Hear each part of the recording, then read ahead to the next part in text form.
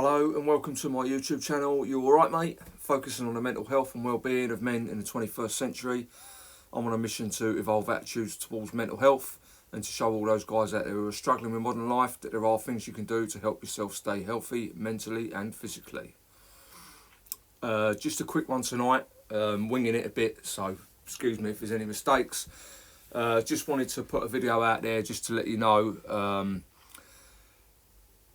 that there's a lot of people going through a lot of stuff because of all this pandemic and the lockdown and all the uncertainty that's going along with it. Not to mention the fact that we keep hearing these stories about vaccines and people being forced into doing this and having our choices taken away from us. I don't want to get all political or anything like that, but at the end of the day, there's a lot of stuff going on at the moment that's really quite scary. Do you know, even if the lockdown finishes at the beginning of December and we all end up sort of kind of going back to normal, I think the things that have happened this year are really quite scary. And it seems like there's a lot of people are choosing to kind of just sort of bury their heads in the sand and just go along with it all and hope for the best. And that's quite worrying because it doesn't take much effort in thinking about what's going on to start questioning, all of the stuff that's happening, because so much of it just doesn't make sense. And you know what? For the benefit of your mental health, being ignorant to it all and just pretending and just going along with it all is probably better for you in the short term.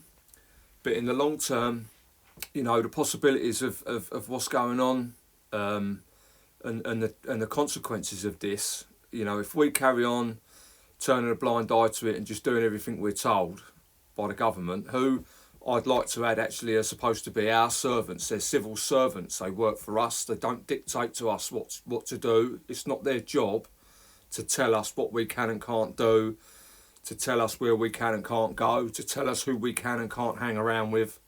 Look, I don't want to get all political, but got to understand that, what they're doing is having a far worse effect on people than catching coronavirus. All right, I know some people have had, a real horrible time and have been in hospital on ventilators, and a lot of people have died.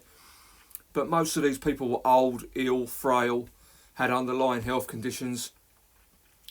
They're making out like this thing's going to kill you if you get it. And they're putting the fear of God up everybody. But the reality of it is, I don't know whether I had it, but I felt ill about a month or so ago. And I spent a few days in bed. I come home from work one Friday night after getting soaking wet at work and being all cold.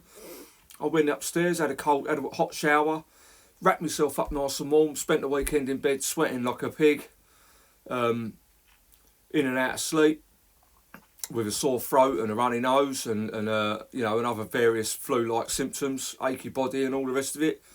Got up from work Monday morning and went back to work. And I'm, from what I can see, the majority of the people that I've spoken to, and there haven't been that many people who actually think they've got it. That's what they've said.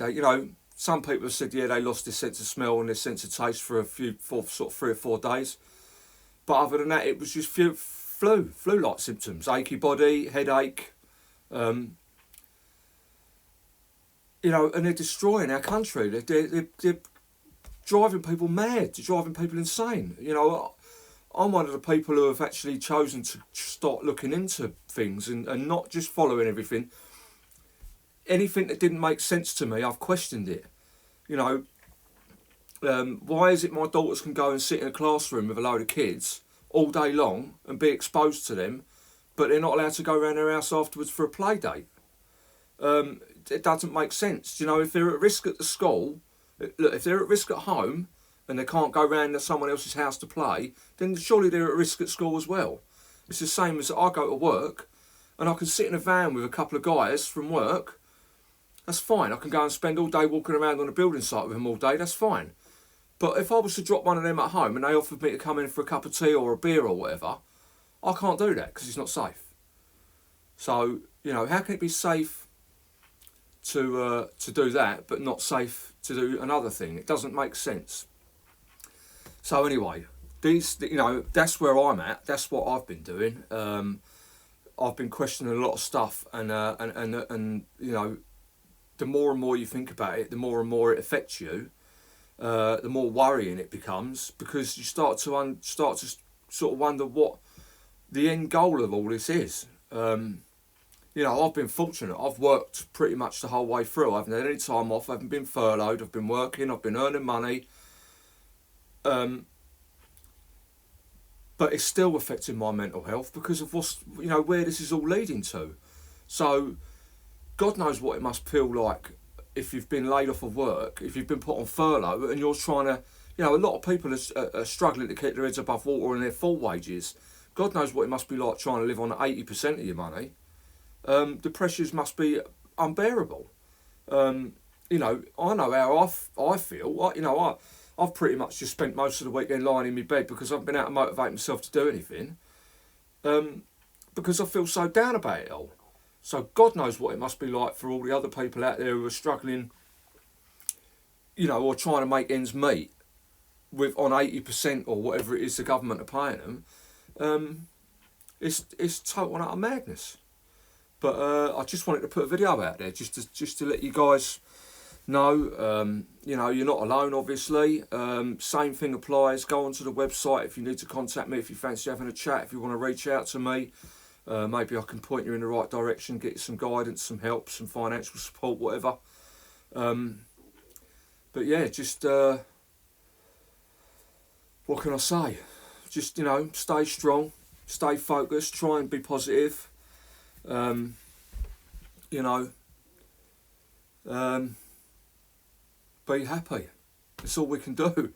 It's all we can do. You know, until the time comes when we all stand up and say to the government, no, we've had enough. You're not doing it right. We need someone else in power. I'm afraid we're just going to have to go along with it all. But look, you know, if you're out and about, look after each other. Take care of each other. Make sure you ask the question, "You all right, mate?" and mean it. Yeah, love and blessings to you all. Take care, and I'll see you on the next video. Lots of love. Bye bye.